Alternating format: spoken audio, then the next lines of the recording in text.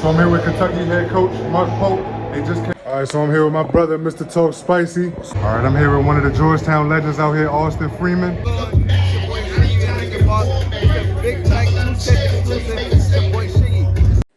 Peace and love, everybody, and welcome back to Big Mike's 2 Cents Reactions. You over here on Big Mike's 2 Cents, and today we're gonna talk about a segment on Cam and Mace podcast that dropped today, and they had an amazing segment, and they had an amazing conversation surrounding that Jacksonville Jaguars reporter controversy that's been going on. For those of you that may not have heard, there was a reporter for the Jaguars that gave the head coach Liam Cohen some kind words of encouragement going into next season and going into this offseason about how well this Jacksonville Jaguars team looked this year.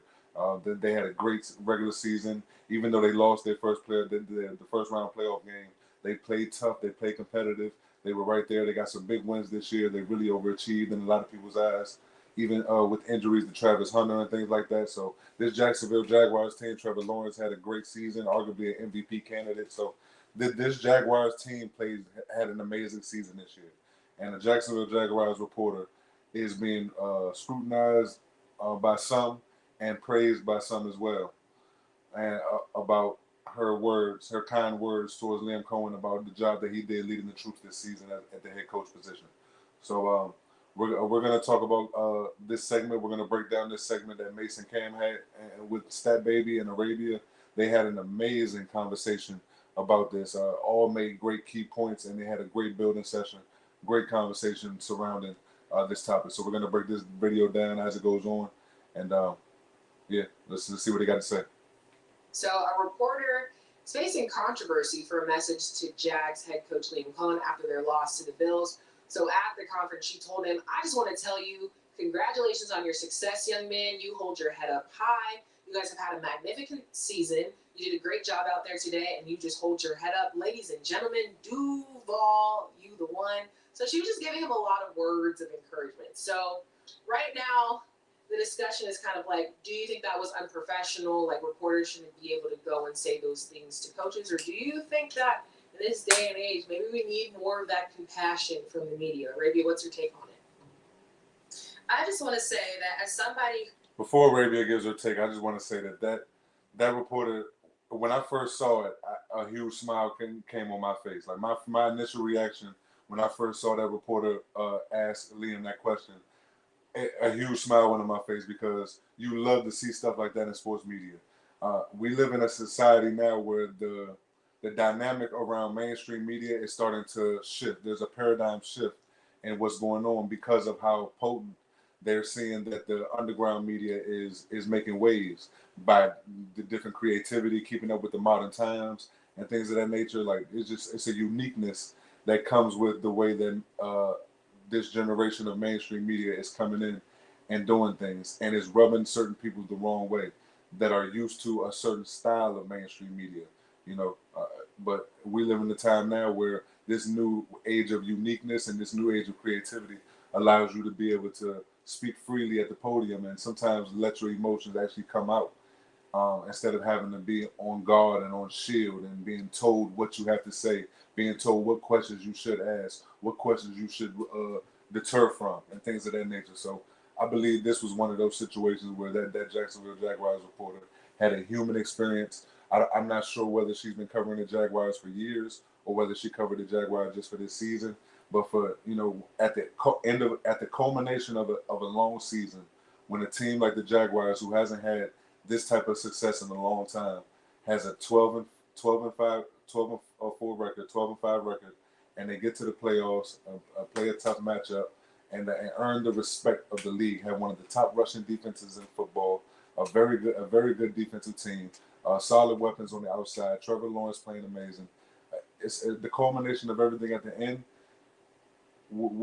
There's absolutely nothing. As human nature, you want to show love to those people that put that work in and put the pain in together. You watch them blood, sweat, and tears all season long through the ups and downs. So it's love being shown in the media room when that lady said that. It was like grandma talking to you, you know what I'm saying, back in the day. So that's one of my biggest takes on it. It was an amazing human experience in the mainstream media room, and we're starting to see a real paradigm shift of that in mainstream media more so than the old school way of like almost robotic thinking, almost programmed questions and things of that nature. So that's my take on it before you hear from Arabia.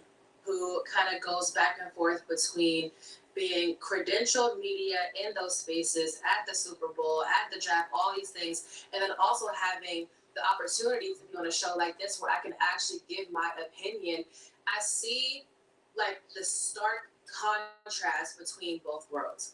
What you, Cam, Mace, Stat, Nick are building with this is really keeping this industry modernized and pushed forward, because I think this is what people want. People want to hear your opinion on the game. They don't want to always hear this robotic take of facts and stats and just asking these stale questions like they do on the sidelines. Hey, coach, what do you got to do to get the team to win the game? And then they hate the question, and it's just like this awkward interview. So I say all that to say, when they hand you your credential, when you're in these spaces, the expectation is that you don't give your opinion.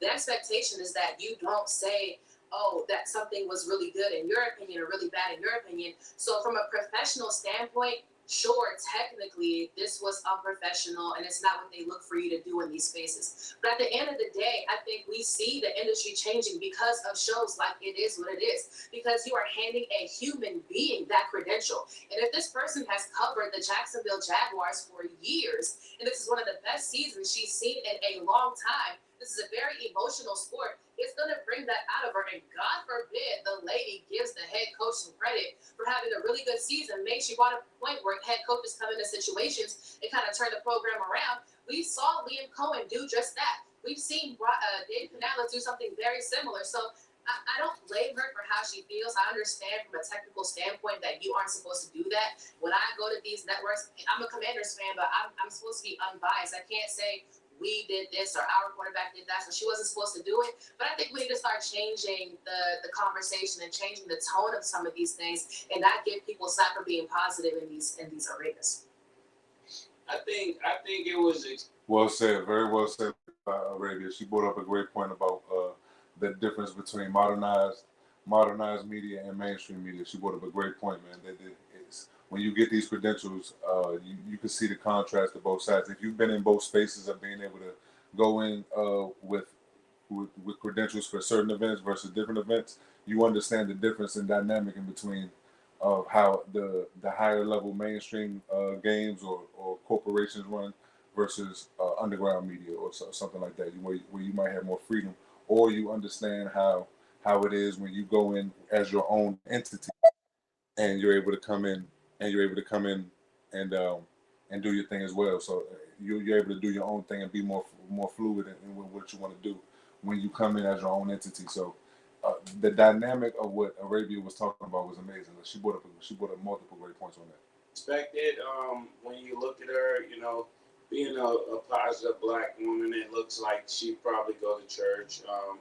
Got real good glasses on. Her hair is really nice, so it looked like like a mother of the church would be talking to somebody that just had a hard day. That's what it looks like to me from my vantage point. So exactly, that's grandma talking to us. We all know that's exactly why he had that smile on his face. That's like grandma talking to us at the end of the day.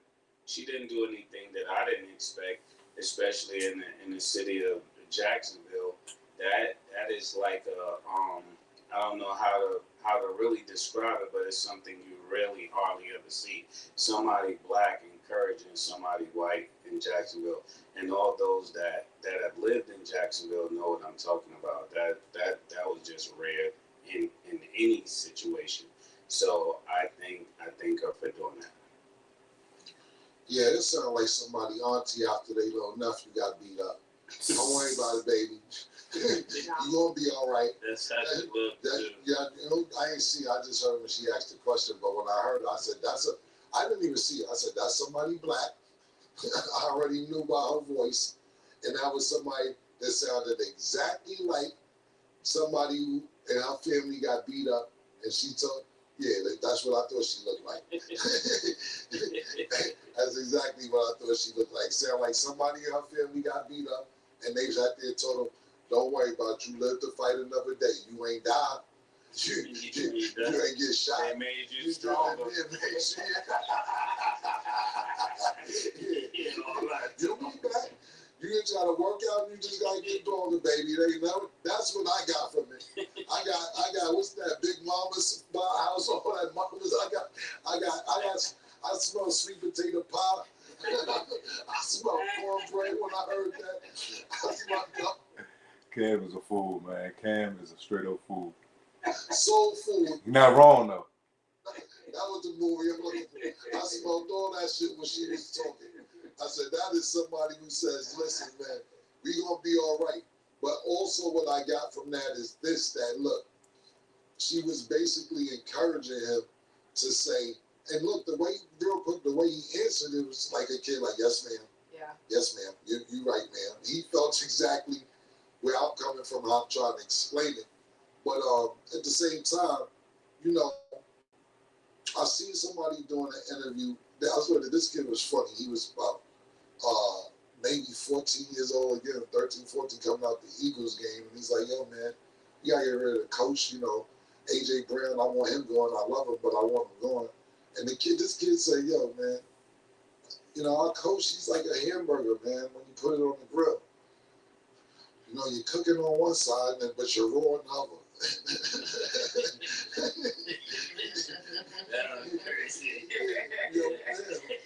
Major pause on that. Hey, before I look up, I'm going to take you the clip so we can put it up, man. Yes, this was a huge letdown. This was my Christmas present, and I got it lost. Oh, no. You probably would rather have Cole, huh?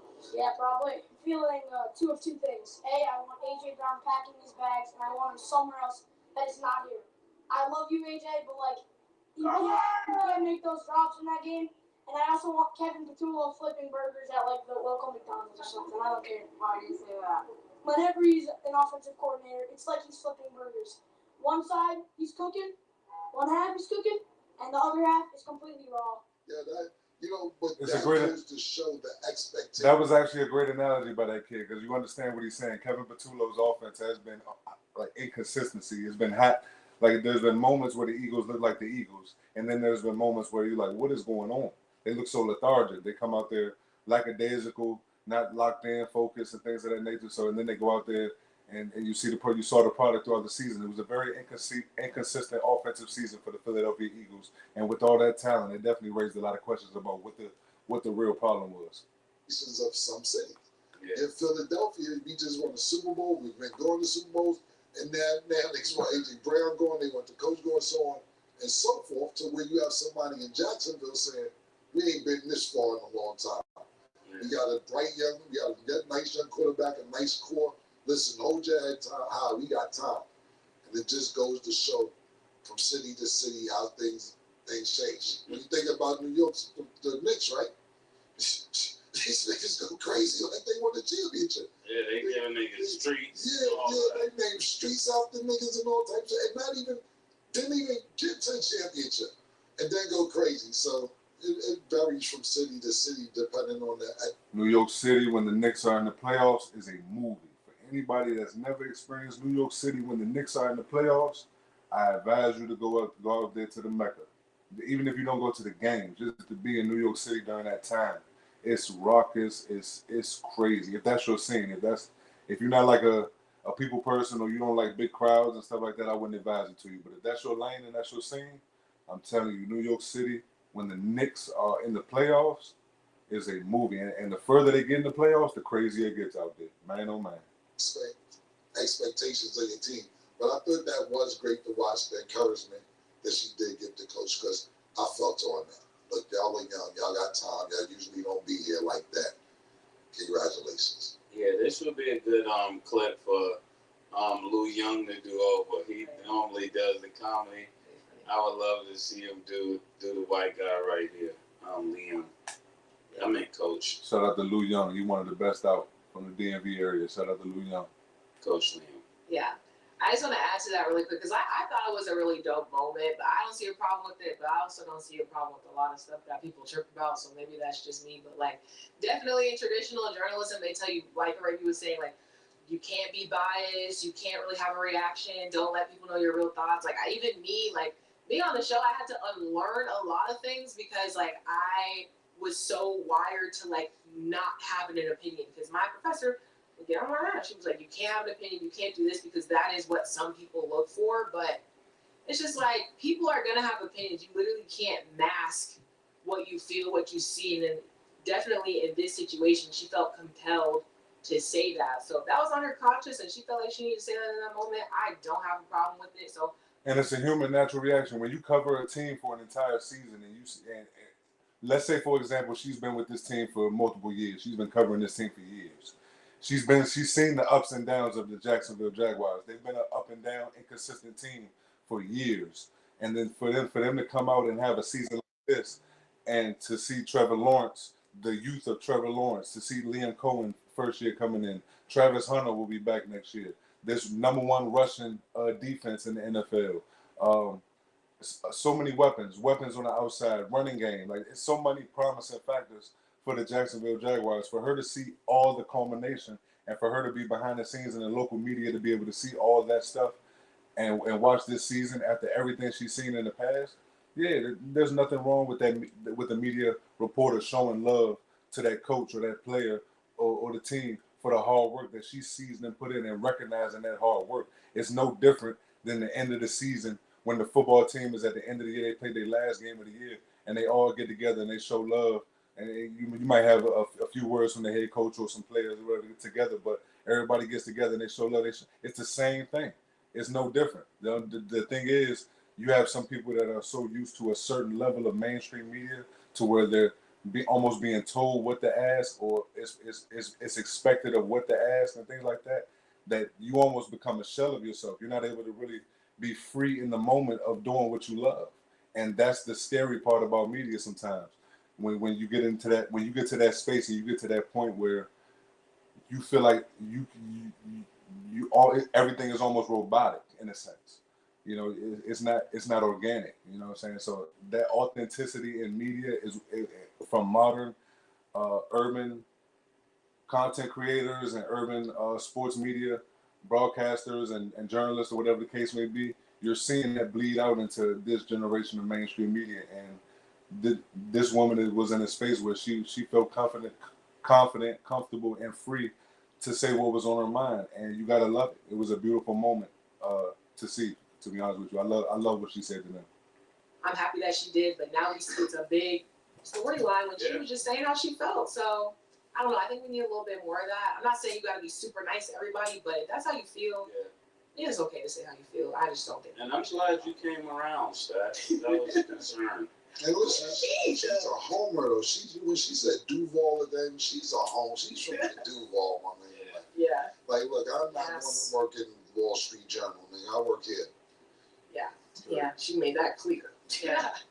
Yeah, I completely agree with you, Stat, too. Like, because I know for a while when I first started, it was like, oh, it took me a while to come out my shell. And in some regard, it is sometimes difficult to code switch between, you know, my different arenas that I'm in. But to be honest, like, I think this is a microcosm of what we see in these rooms. And the reason why, like, this backlash is indicative of a lot of people being uncomfortable still with Black women in these spaces. Because Cam, you said that this was very comforting to you. You said you smelled the cornbread and you smelled it just gave you that auntie feeling. It gave you nostalgic feelings. It gave you these good feelings. But for some people, it's like, why is she here?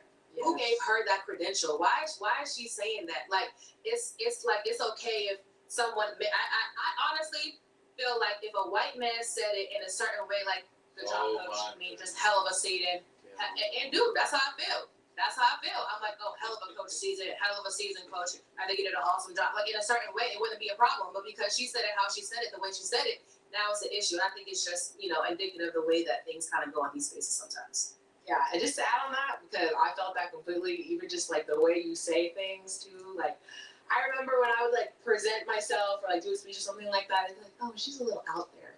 I mean, to everybody else, they're like, oh, she seems so like, da da da. I'm like, dang, that's just how I am. But to some people, it's perceived a different way. So literally in certain rooms, and we see it on a broader level because it went viral, they're saying, this is completely unprofessional. We just can't have fans up there in the press room asking, like, she's still a reporter. Just because she said her feelings does not make her unprofessional. But to some people, and make no mistake about it, you got some mainstream media members that are programmed and are so used to being in that space of having to say the right thing and say the politically correct thing and they're not used to being in that space of freedom, like it is what it is, or $1 million worth of game, or whatever the case may be, to where you can speak freer and have the freedom to speak your mind a little bit more.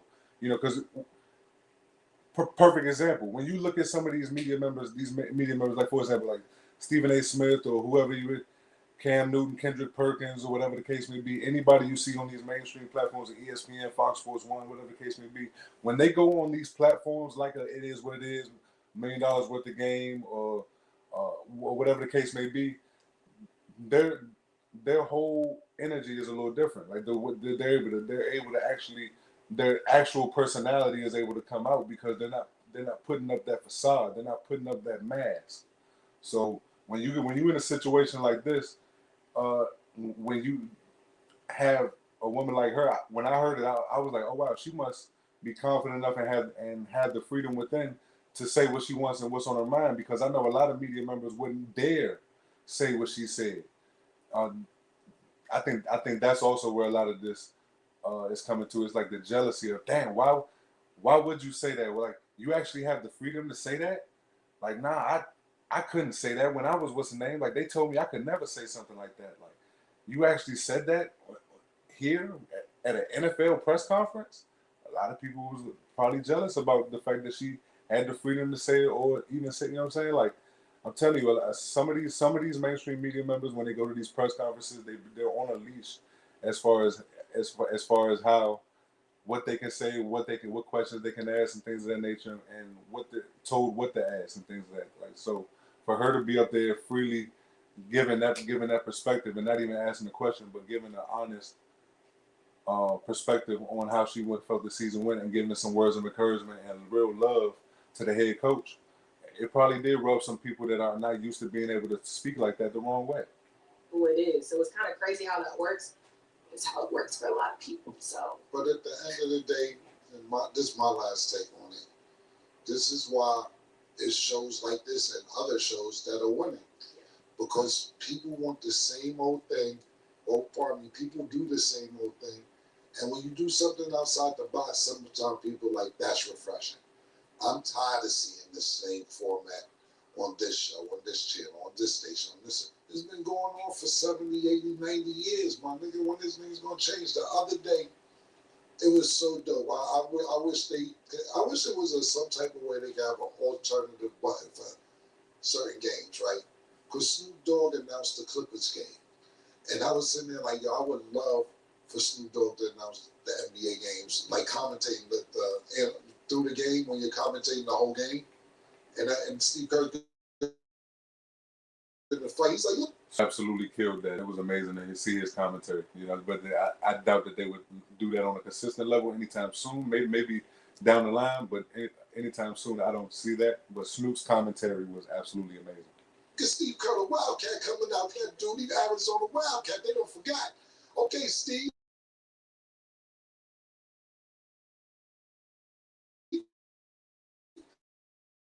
And it's like really dope to hear Snoop's point of view. Even when Snoop was doing boxing, analyst, when Jake Paul first started, he fought Nate Robinson. He was like, oh Lord, when Nate got knocked out, he was like, oh my God. He said, don't play boxing. It was. I was like, yo, I would want to see Snoop do these games and these fights as opposed to traditional people doing them, man. So I wish there was a way that you could be like, yo, who do you want to listen to? Analyst the game, traditional, or you want to hear this? They actually do it on ESPN sometimes on Monday Night Football.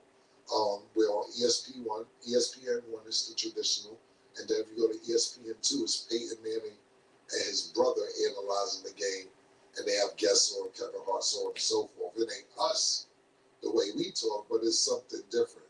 You know what I mean? yeah, it's dope to see it, and shout out to y'all for being pioneers for this, because trust me, like that, you guys literally started like a revolution, like it's a whole new world, so which is dope to see. That's a fact. Cam and Mace have one of the best sports shows in the game right now. Like, what they built, it is what it is from the jump, from where it started to where it is now. It's absolutely sensational. Shout out to Cam and Mace for what they do. I watch the show almost every day. You bet. Thank you. We still the best to do it. Okay, that is all the time that we have for today.